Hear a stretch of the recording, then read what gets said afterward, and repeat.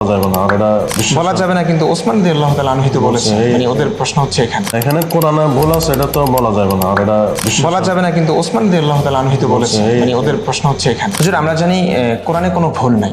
আপনি কি মনে করেন কোরআনে কোনো ভুল আছে বলে মনে করেন আপনি? না, এটা আল্লাহ নিজে বলেছেন। যে কোনো প্রকারের ভুল হোক না কেন, কোনো প্রকার ভুলই তো কোরআনে নাই। এটা আমরা বিশ্বাস করি, মনে প্রাণে বিশ্বাস করি। আরেকটা কথা হচ্ছে, সাহাবায়ে কেরাম সত্যের মাপকাঠি কিনা? আপনি কি মনে করেন? অবশ্যই সত্যের মাপকাঠি। আমাদের আহলুস সুন্নাত ওয়াল জামাতের আকীদা হচ্ছে সাহাবায়ে কেরাম সত্যের মাপকাঠি, মানে তাদের যে কোনো একজনকে অনুসরণ করলে আমরা জান্নাত পাবো। হ্যাঁ, এবং জান্নাতটা বাস্তবিক। হ্যাঁ, আমি আপনাকে একটা উদ্ধৃতি শোনাচ্ছি। তাফসিরে মাযহারি আল্লামা কাজী মুহাম্মদ সানাউল্লাহ পানিপথী, হাকিমাবাদ খানকায়ে মুজাদ্দিদিয়া, প্রকাশনী ৩য় খণ্ড, পৃষ্ঠা ৩৪৮ থেকে ৩৪৯। হযরত আয়েশা এবং হযরত আবান বিন ওসমান বলেছেন, কথাটি লিখতে হতো এভাবে, আল মুকিমি আল মুকিমুনাস সালাহ, যারা সালাত প্রতিষ্ঠাকারী। সূরা মায়েদার মধ্যেও এরকম ভুল রয়েছে, যেমন এক স্থানে সাবিউন লেখা হয়েছে, অথচ শব্দটি লেখা উচিত ছিল সাবিঈন। আরেক স্থানে লেখা হয়েছে হাজানি, যার শুদ্ধ লিখিত রূপ হাজাইনি। হযরত ওসমান বলেছেন, কোরআনে এরকম কিছু কিছু ভুল উচ্চারণের শব্দ লিপিবদ্ধ রয়েছে, যেগুলোকে আরববাসীরা পাঠ করার সময় সঠিকভাবে উচ্চারণ করে। আমি আবার বলছি, হযরত ওসমান বলেছেন, কোরআনে এরকম কিছু কিছু ভুল উচ্চারণের শব্দ লিপিবদ্ধ রয়েছে, যেগুলোকে আরববাসীরা পাঠ করার সময় সঠিকভাবে উচ্চারণ করে। তাকে প্রশ্ন করা হয়েছিল, আপনি শব্দগুলোকে শুদ্ধরূপে লেখার ব্যবস্থা করেননি কেন? উত্তরে হযরত ওসমান বলেছিলেন, এভাবেই থাকতে দাও, এর মাধ্যমে হালালকে হারাম এবং হারামকে হালাল করা হয়নি। আচ্ছা, যাই হোক, এখন হযরত ওসমান তৃতীয় খলিফা, কত বড় জাজ্জাল সাহাবী, রাসূলের 2 মেয়ের জামাতা, উনি অত্যন্ত গুরুত্বপূর্ণ একজন ব্যক্তি ইসলামের। এবং আমরা যে কোরআন এখন পড়ছি, এটা কিন্তু ওসমান রাদিয়াল্লাহু তাআলা আনহু কর্তৃক সংকলিত কোরআন।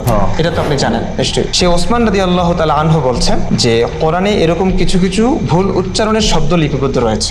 এই কথাটা আমার না, হযরত ওসমান বলেছেন। অথচ আমরা স্বাভাবিকভাবে জানি যে কোনো মানুষ যদি কোরআনে ভুল আছে বলে মনে করে, সে কাফের হয়ে যাবে, তার ঈমান থাকবে না।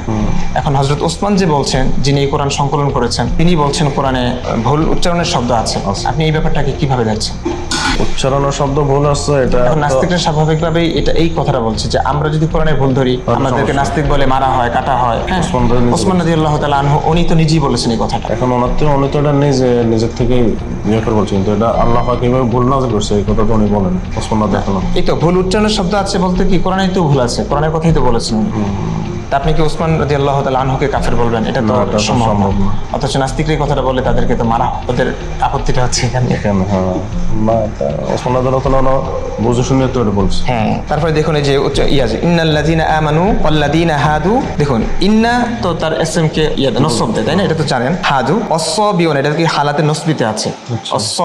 অসবিউন শব্দটা কিন্তু হালাতে নসবিতে অসবিইনা হওয়ার কথা ব্যাকরণ অনুসারে, এখানে জবাব অসবিউনা আছে, এটার কথাই তিনি বলেছেন। মানে এটা হয়তো আমরা বলতেন যে হয়তো কোরআন থেকেই তো আমরা ব্যাকরণ শিখবো, কিন্তু না, তৎকালীন আরবে যে ব্যাকরণ চালু ছিল সেই অনুযায়ী এটা ভুল ছিল। ওসমান রাদিয়াল্লাহু তাআলা আনহুর কথা হিসেবে বলছে। হ্যাঁ, তো অথচ আমরা এই কথাটা বললে তো আমাদেরকে অন্য কিছু জ্ঞান দিবে।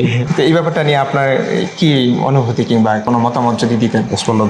হ্যাঁ, আসলে কি কোরআনে ভুল আছে কিনা, কোরআনের এই কথাগুলো যে ভুল বললেন, তাহলে তো আল্লাহর কথা মিথ্যা প্রমাণিত হয়, ওদের দাবি আর কি, যে কোরআনে যেহেতু ভুল নাই আমরা বলছি, অথচ কোরআনের ভুল প্রমাণিত হচ্ছে।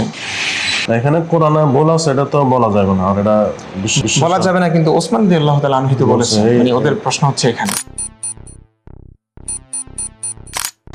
মানে হুজুর প্রশ্ন যৌক্তিক কিনা? হ্যাঁ, আচ্ছা, এখন আপনার কাছে কি উত্তর আছে কিনা? না, এই ব্যাপারে আসলে 10 বছর কোনো হ্যাঁ, আচ্ছা, কিছু বলে দেওয়া ঠিক হবে।